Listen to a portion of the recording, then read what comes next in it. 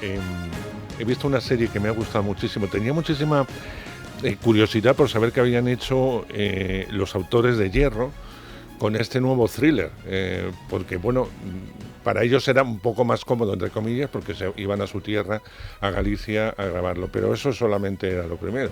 A partir de aquí había que crear una estructura muy distinta a la de Hierro, no tiene que ver absolutamente nada.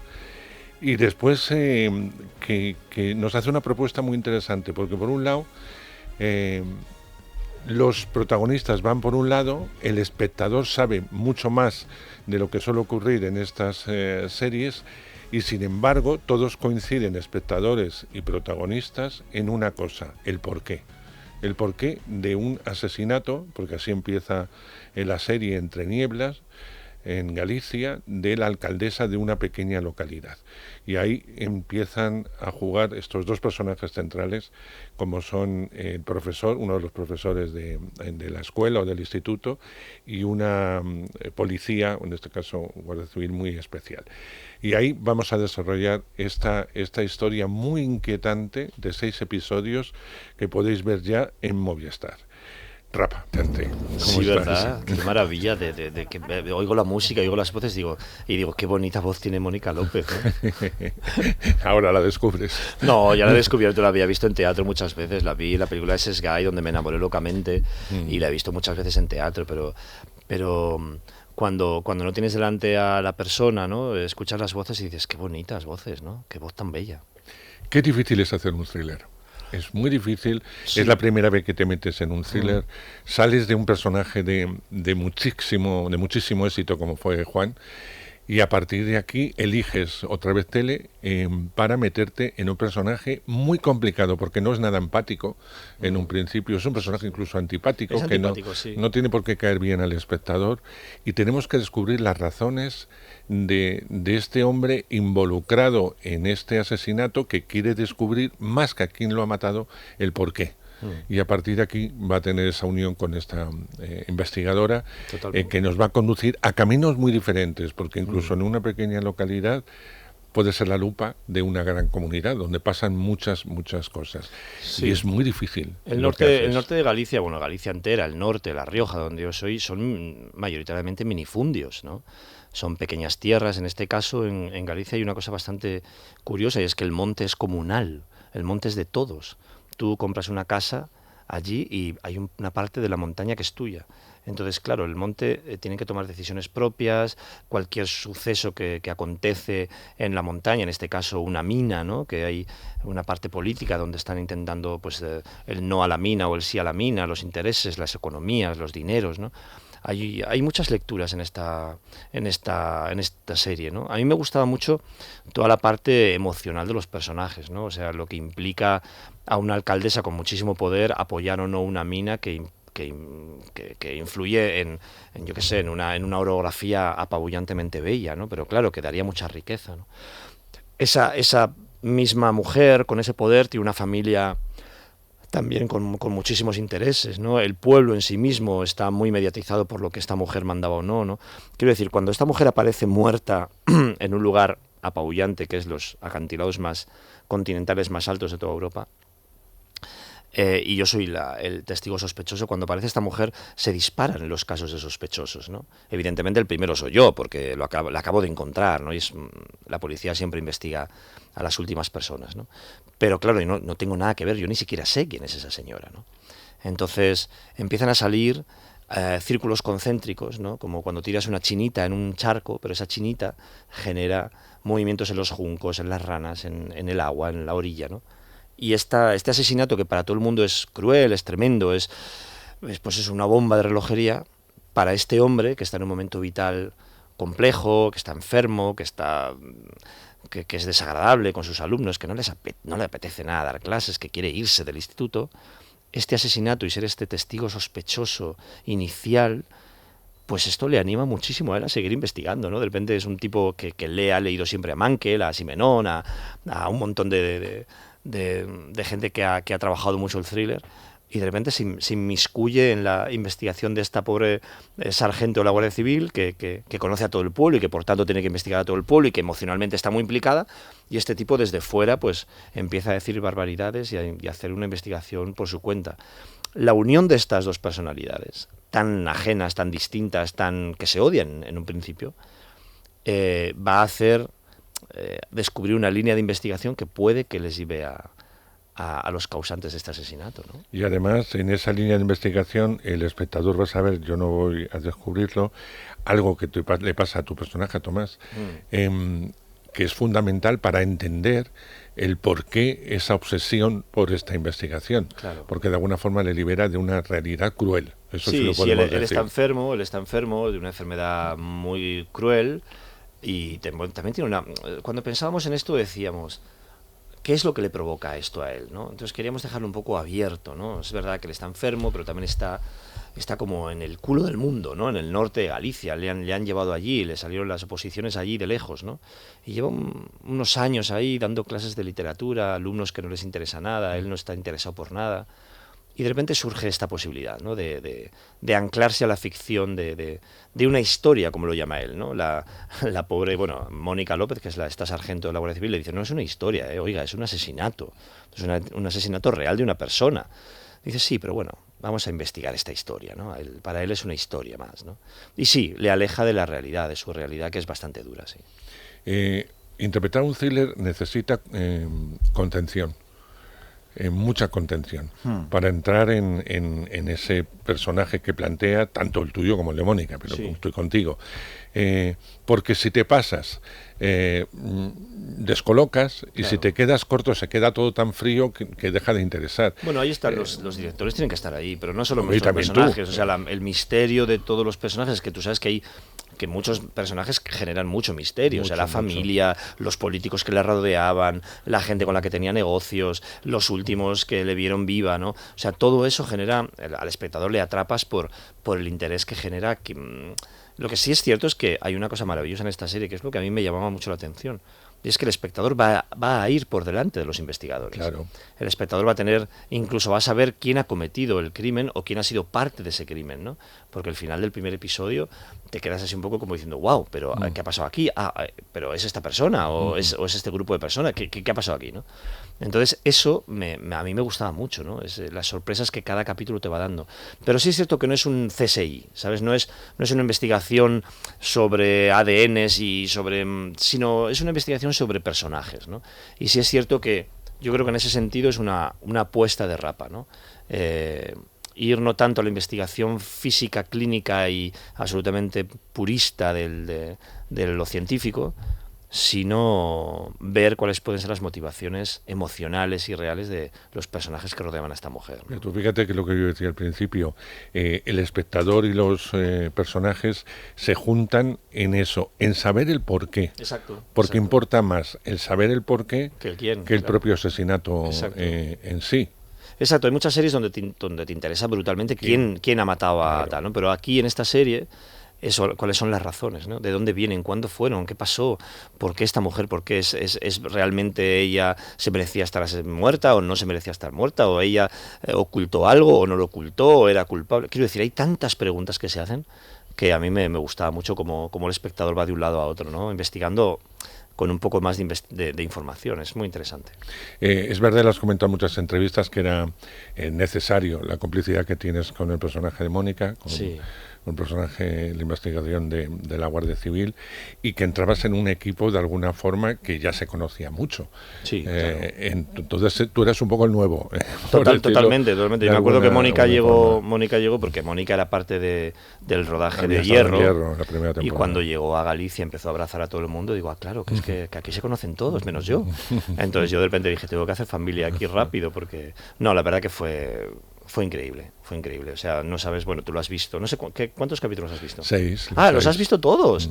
Vale, yo sé que solo he visto uno, pero todas las tramas, las subtramas, la imbricación que había con todos los personajes, los actores, las actrices, o sea, pasaba cada día muchos actores, hay un talento en Galicia apabullante, de gente que hace mucho teatro, mucha televisión, que se ha fraguado en series complejas también. y era un placer verles trabajar, un placer. Son especialistas, porque acuérdate lo que lograron con actores canarios en Hierro. Son especialistas en unificar además estilos, porque tú tienes un estilo, Mónica trabaja, bueno, podéis trabajar en el mismo estilo, etcétera, pero bueno, estos actores trabajan a lo mejor de otra forma y son...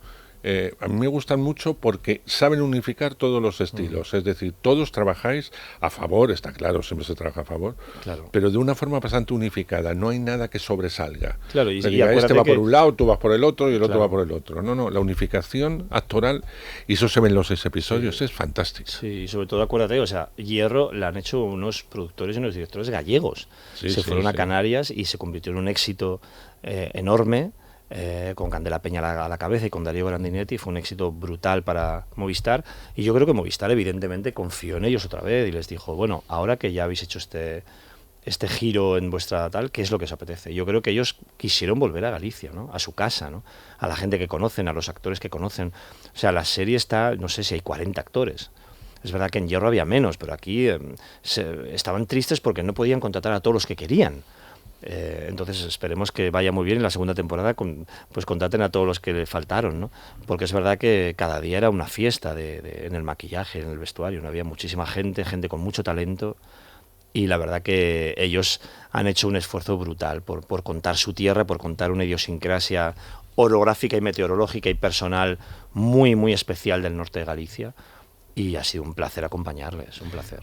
Fíjate que no has visto, claro, al no verla es difícil lo que te voy a decir, pero me acuerdo. Sí, pero no estás en todas las secuencias. Vale, no, claro. No estás en todas, estás en muchas. Sí, todas, pero no estoy en muchas tramas, claro. Lo que provoca esta serie, eso sí, porque has trabajado en ella y la has leído, es muchísima inquietud. Es una serie muy inquietante, que a medida que va pasando los episodios, te va produciendo... cierto dolor de estómago, por decirlo de alguna forma. Sí, lo entiendo. Porque el espectador se queda como que quiere participar, como que quiere ayudar a los personajes, es decir, no vayáis por ahí, no vayáis por ahí, no vayáis por ahí. Pero al mismo tiempo se encuentra solo y perdido, porque como los propios personajes porque tampoco tiene toda la información. No tienes toda la información, como le pasa a los personajes. De alguna forma van de vuestra mano. Y tiene un 6º episodio grandioso, es decir, donde no solamente se cierran las tramas, sino donde realmente se respira. Y me gusta mucho porque deja respirar a los personajes. Los personajes también respiran en ese último momento. Y eso a veces es difícil de encontrar en una serie. Me da igual que sea española, danesa o americana. Hombre, en eso Fran Araujo y Pepe Coira, que son los guionistas y los creadores de la serie, en eso sí que ellos son muy avezados, ya llevan mucho guión escrito y tienen muy claro lo que quieren contar, muy claro lo que querían contar, ¿eh?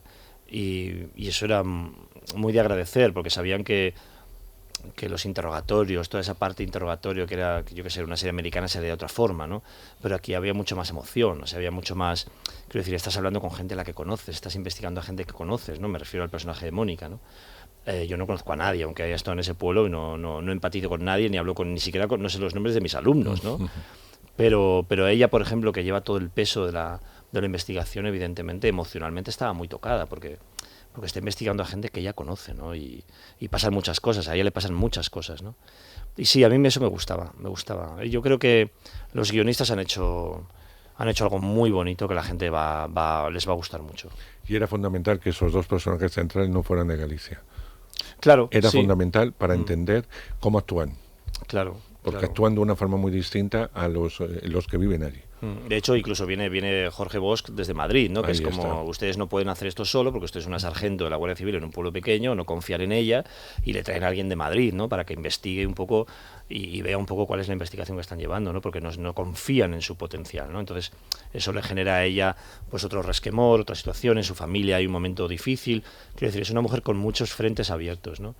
Y sí es cierto que también, pues eso, habla de... Yo creo que en esto hablaba también Hierro, ¿no? De mujeres protagonistas, mujeres fuertes, mujeres con muchas capas, mujeres muy poliédricas, ¿no? O sea, el personaje Candela y de Mónica, si algo tienen que ver las dos series en sí, es que son protagonistas absolutas de unas series que se apoyan en sus hombros, ¿no? Emocionalmente se apoyan en sus hombros. Y la losa de la soledad, Claro. tanto en tu personaje como en el de Mónica, Totalmente. que es aplastante, Sí, es sí. totalmente aplastante. Y que sabes que ellos no van a estar nunca juntos, No, porque la vida no. les va a llevar por sitios distintos, pero que hay pequeños momentos donde ellos conectan, que el espectador pues va a sentir que hubiese sido bonito, pero que no va a pasar nunca, ¿no? Javier, vivimos un momento del audiovisual en plataformas fantástico. Totalmente. Es decir, yo creo que a los actores, directores, equipos técnicos les está dando una posibilidad que hasta hace muy poco tiempo no se tenían, con una calidad que no tiene nada que envidiar a nada de lo que nos viene de fuera. Y yo creo que eso es bueno, que eso es muy bueno, sí, es porque os da buenísimo. posibilidades de hacer personajes potentes, historias potentes, que a veces, por lo que sea, el cine no llega. Bueno, el cine llega también, porque el cine más Hombre, lo compra también, los ya compra lo las sabes. plataformas. Lo interesante de todo esto es quiero decir, no tenemos toda la información, ¿no? Pero sí tenemos la información más destacada, que son el éxito mundial que han tenido algunas películas y algunas series que hemos hecho en este país.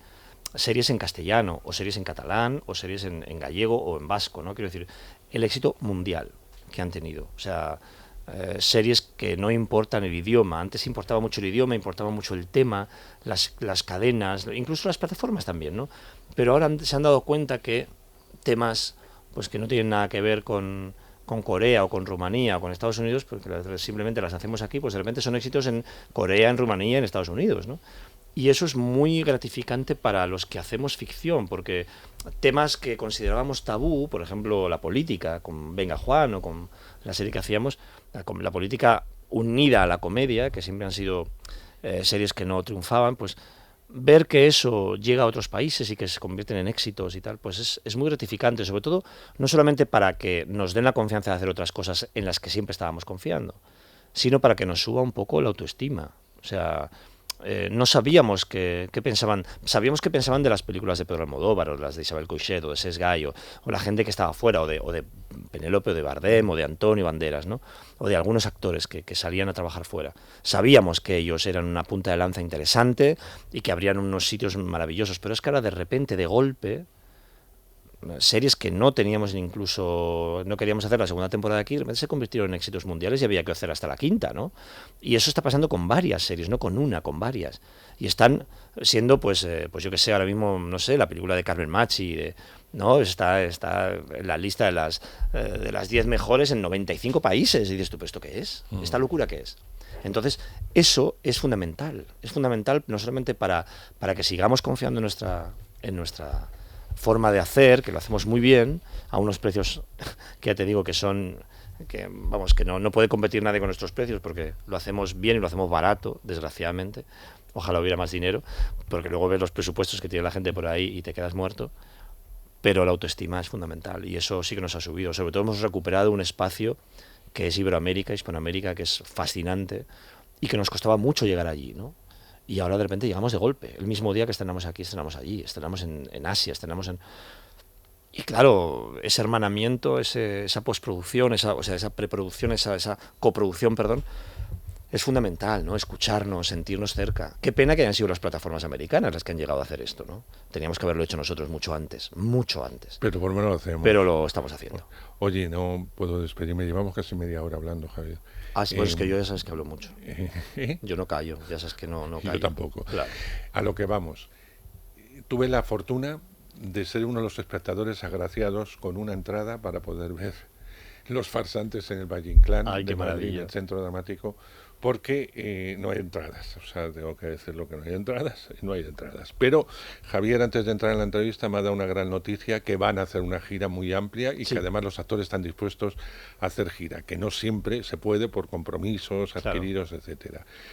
Los Farsantes es una función extraordinaria, función que yo hacía años que no veía. Al menos no quiero menospreciar otras cosas interesantes que he visto, pero de lo que llevamos de año es la más interesante. Es una función en la que uno ríe, piensa, sale molesto, sale alegre, sale con ganas de discutir y descubre el corazoncito de esos farsantes, que a veces son actores, que a veces son directores, que a veces juegan con sus sueños y con sus recuerdos. Y eso es tan difícil de contar, de contar cómo se cuentan los farsantes, de hacerlo como lo hacéis todos los actores que estáis ahí en escena, que está para poneros. Si hubiera una televisión antigua, os pondría como las muñequitas, ¿te acuerdas de los Faralaes? Pues claro, ahí os ponía. Porque es impresionante vuestro trabajo. Yo creo que es uno de los trabajos, Javier, y cuando pase el tiempo lo hablaremos, que vas a llevar siempre en el corazón. Mira, yo he vuelto al teatro después de 12, 13 años de aquella realidad de Natalia Menéndez en el María Guerrero. Y no sabes la decisión tan bonita, o sea, lo feliz que estoy de mi decisión. Ha sido una decisión a ciegas, tanto Bárbara Leni como Francesco Carril y como Nuria Mencía, mis compañeros y compañeras. Hicimos esta decisión a ciegas, confiamos plenamente en Pablo Remón, que iba escribiendo el texto y que hasta el día primero de ensayos, 10 días antes, no nos dio el texto. Ya estábamos comprometidos ya, pero no habíamos leído nada, ni una sola frase, ¿no? Entonces confiamos plenamente en él. Y ha sido caballo ganador, o sea, no solamente porque Pablo es Premio Nacional de Dramaturgia este año, sino alguien muy avezado en el teatro y que se deja el alma y la vida cada día de ensayos, ¿no? El sueño ha sido ver que el teatro está abarrotado, que está lleno, que está felizmente lleno y que es una fiesta cada día, una fiesta. Yo espero que vuelva a Madrid en un momento dado, pero ojalá. De momento, lo que nos estáis escuchando, entrar en Farsantes, gira, o en el Centro Dramático Nacional, y allí lo vais a ver, y comprar las entradas ahora mismo. Yo colgaré la gira, porque todavía no está sin definir, creo. Empezaremos como de octubre a enero. Pero bueno, si de repente quieren acercarse al Centro Dramático Nacional, te diré que, mira, hay una cosa muy bonita, hay un par de cosas muy bonitas. Las chicas de Teatro, que es una compañía catalana maravillosa, están a las 6 de la tarde en la sala de arriba, en el Centro Dramático Nacional. Todavía les quedan bastantes entradas, o sea que la gente se puede acercar al Centro Dramático Nacional. Y después hay una cosa que me está pasando, una cosa preciosa. Andrés, mira, hay un chico de mi pueblo, bueno, hay varios chicos de mi pueblo que han estudiado arte dramático. Mi pueblo es un pueblo muy pequeño, son 3.000 habitantes en La Rioja, ¿no? Albelda de Iregua. Y él está ahora, lo han elegido en Teatro del Vilo, en Blast, que está en el María Guerrero. Ajá. Entonces yo me emociona tanto, no solamente que yo esté en el Teatro Valle Inclán del CDN, sino que Saúl Olarte esté con sus 19 años en la sala principal del María Guerrero haciendo una función maravillosa con un talento increíble. Entonces digo, que dos actores de un pueblo tan pequeño estén ahora mismo en los teatros más importantes de Madrid, no sabes qué ilusión me hace, ¿no? Creo que sí. Entonces, el teatro está para ustedes, señoras y señores, vayan al teatro, estamos celebrando un momento de teatro vital, mágico, vibrante, y estamos para divertiros, para emocionaros y para haceros preguntas. Venir al teatro. En cuanto esté la gira, de verdad, mirar y comprarlas, porque si no os va a costar encontrarlas. Si ya es difícil en Madrid, ya me imagino fuera cuando vais 2 o 3 días, que tampoco estáis.